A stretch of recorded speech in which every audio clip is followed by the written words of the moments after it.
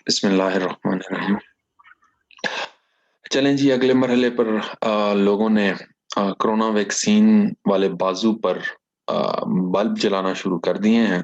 इससे पहले सिर्फ इस वैक्सीन को मकनातीस चिपकाने के लिए इस्तेमाल किया जाता था।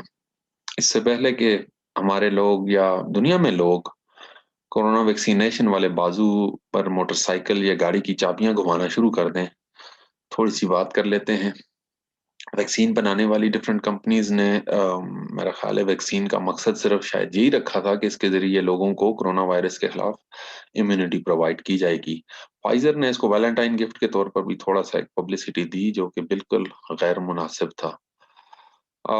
लेकिन पता नहीं कि क्या वजूहात आई कि लोगों ने वैक्सीन को मकनाती वैक्सीन वाले बाजुओं पर मकनातीस चिपकाने शुरू कर दिए, और पूरी दुनिया में बहुत वायरल हुई ये वीडियोस। ये स्पेशली ये फाइजर और साइनोफार्म के लिहाज से लोगों ने जब इंजेक्शन कोरोना के लगवाए वैक्सीन के, उसके बाद लोगों ने ज्यादातर ये तजर्बात किए वैक्सीन इस्तेमाल करने के फौरन बाद। ताज़ा तरीन जो वीडियोस जो शेयर वायरल हो रही है उसमें एक मोहतरम हैं जिन्होंने इसमें बल्ब का इस्तेमाल किया है जी। बल्ब को उन्होंने जहाँ पे कोरोना की वैक्सीन लगी उस बाजू पे, उस एग्जैक्ट पॉइंट पे बल्ब जलता है, और बड़ी कामयाब तजर्बात रहे हैं। अगले मरले पे मुझे लग रहा है कि टमाटर वगैरह या हो सकता है अंडे उबालने की कोशिशें भी की जाएं दुनिया में। समझ ये नहीं आती लोग ऐसी कोशिशें क्यों करते हैं।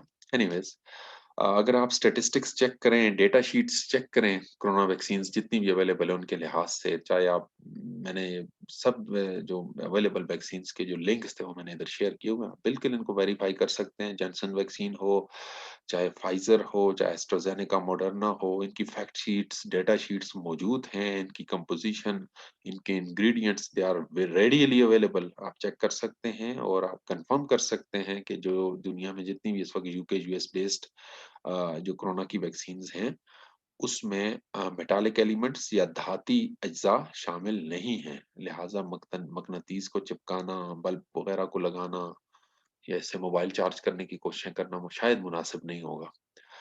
एस्ट्राजेनेका थोड़ी सी एक और मुख्तलिफ थोड़ी सी बात इसी लिहाज से, कीमतों की बात कर लें। दुनिया में जो वैक्सीन की जो प्राइसेस जो रखी गई तकरीबन एस्ट्राजेनेका $4 से लेके मॉडर्ना $33, फाइजर $20, और स्पुतनिक जो है वो सिंगल डोज की ये प्राइस है वो $10।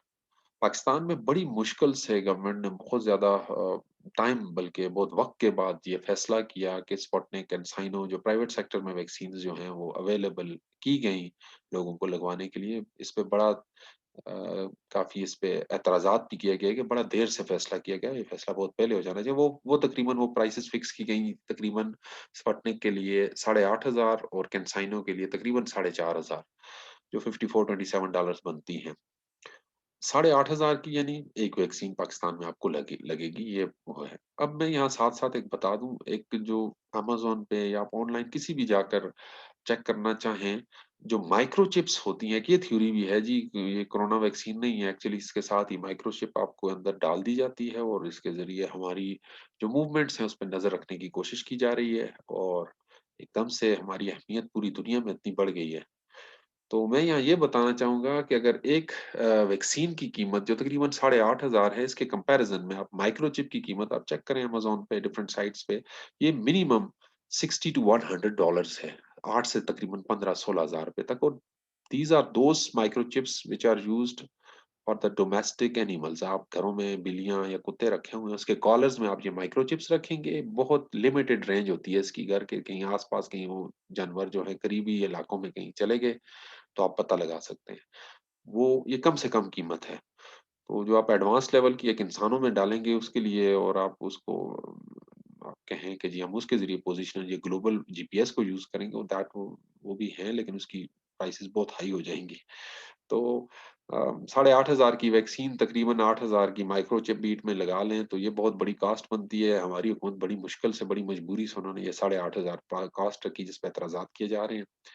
तो मेरा नहीं ख्याल ये मुनासिब होगा कि माइक्रोचिप वाली थ्योरी भी इसमें दी जाए।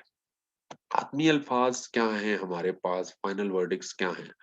हतमी अल्फाज यही है जी, कोरोना वैक्सीन में धाती या बरकी अनासर नहीं होते, मेटालिक एलिमेंट्स नहीं होते।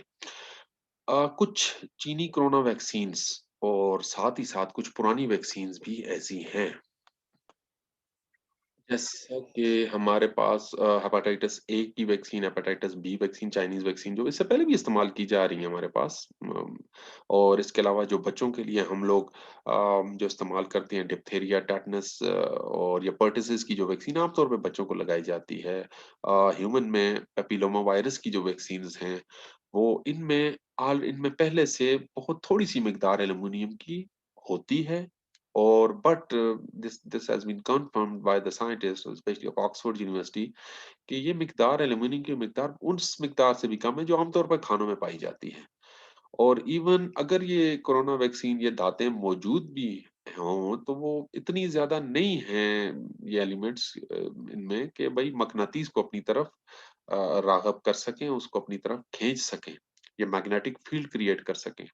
लिहाज़ा ये जो ये मैग्नेट्स वग़ैरह को लगाने की कोशिशें बराए मेहरबानी ये इन पे ध्यान ना दें, ना इस ऐसे एक्सपेरिमेंट्स घरों में करें। ये बल्ब वग़ैरह वाली बात ये लगाना और चेक करना ये मुनासिब नहीं है और ना ये दुरुस्त है साइंटिफिक रीज़न्स पे।